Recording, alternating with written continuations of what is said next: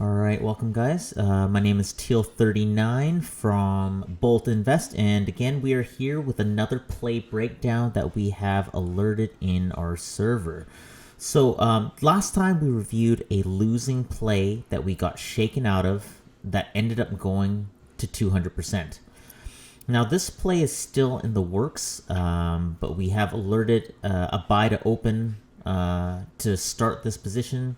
And we have trimmed a portion of this position with a remaining half or more to go.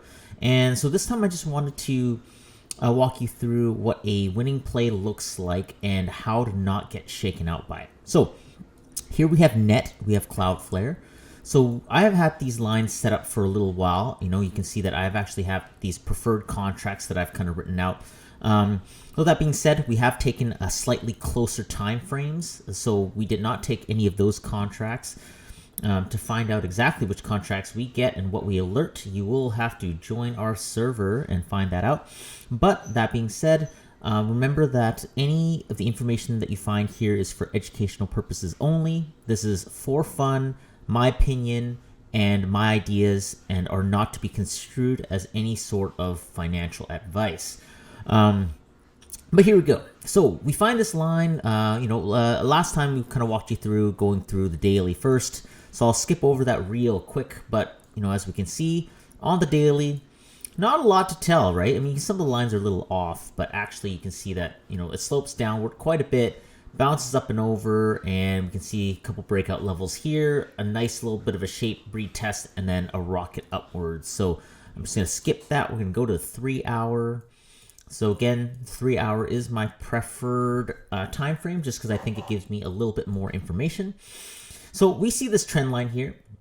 That's what I've got my eye on. And the moment that net crosses that trend line, I've got my eyes on it. So it's on my watch list already. And basically, I'm looking at this candle on January 7th, and I look at it, and it's clearing, it's going up. Bit of a doji here on the end of that day. And I'm thinking, you know what? I'm not totally sure if I want to enter this yet. Let's see a back test. So end of January 8th, it pulls all the way back and kind of retests that level. Now, you have to be a little bit broad with these levels because you can't ever be dead on. And so that looks like a back test to me. Strong red candle. A little bit of a wick on the bottom. Doesn't really cross the fib, though. You can see right here, the fib stays intact. So the next day, and then it pulls up a little bit. And so the next day on January 11th, this is after the weekend, I decide, you know what? That looks strong to me. That looks like a continued bounce. Let's take the contract, right? As soon as it passes the previous. Now, I could have waited all the way here until it got really high, but again, that's getting close to our first target and a possible reversal zone, so I don't want to jump in that high. So I'm going to take the dip buy here. So I take the dip buy, and I'm like around here, maybe at the bottom of the candle body. On entry, we alert, and it moves up, and it's looking good so far, and then all of a sudden, we get a bit of a rug pull in the market, right? SPY takes a bit of a dip, and people get shaken out a little bit. But you never know. Sometimes you think, oh, maybe the play is not working out. Maybe I should get out before I go red. Now, again, if you're going to play contracts, you have to understand that the price movement on a contract does not reflect the underlying movement in the stock. The contract that you are holding could go down by 20, 30, 40, even 50% or more, and the play can still stay intact. And so I try not to look at the unrealized profit and loss on the contracts because that tells me nothing about what is happening on the actual ticker. So we jump in here, we get a little bit of a green unrealized profit, and then right quickly we end the day with a massive candle downwards. We get a little bit of a doji here, and that's the end of the day.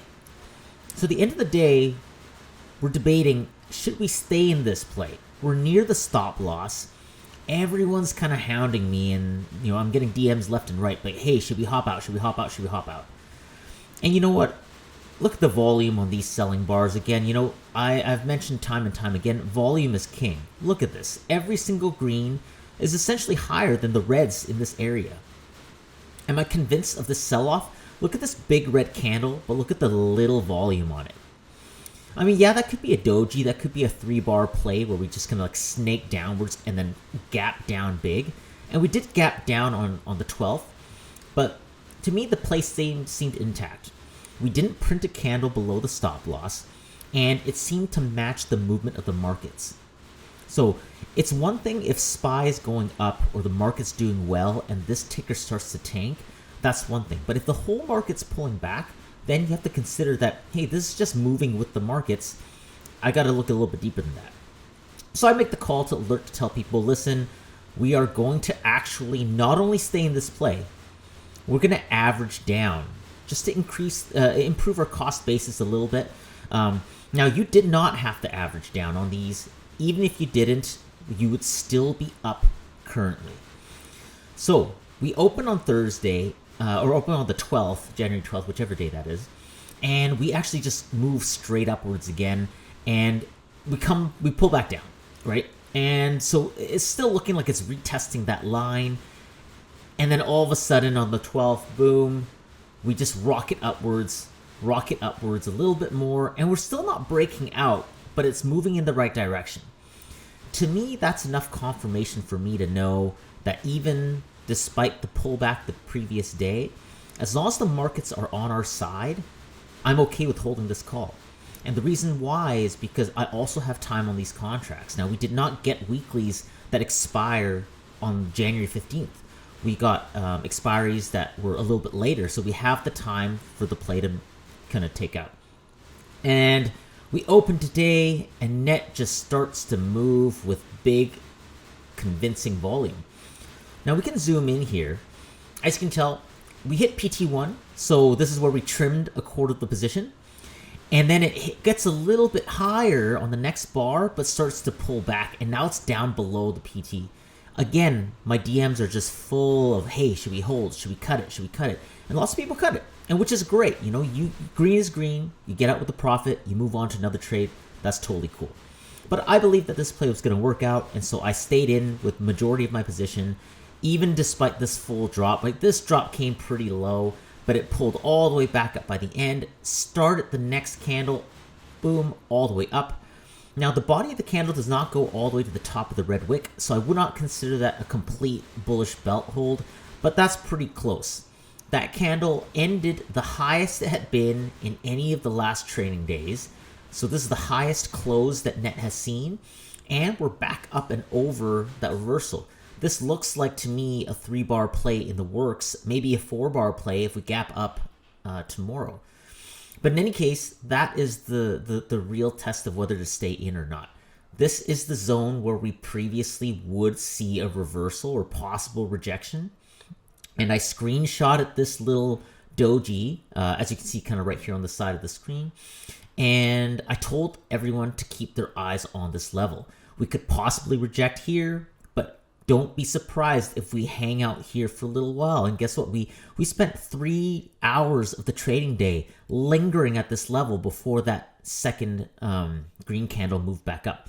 And you can see this in a little bit more detail in the 1 hour, right? You can see the movement there. It hangs out, looks like it's going to reject. It pulls down. Next candle, it actually hovers a little bit again. Another doji with a long wick on the bottom, and then boom, up we go.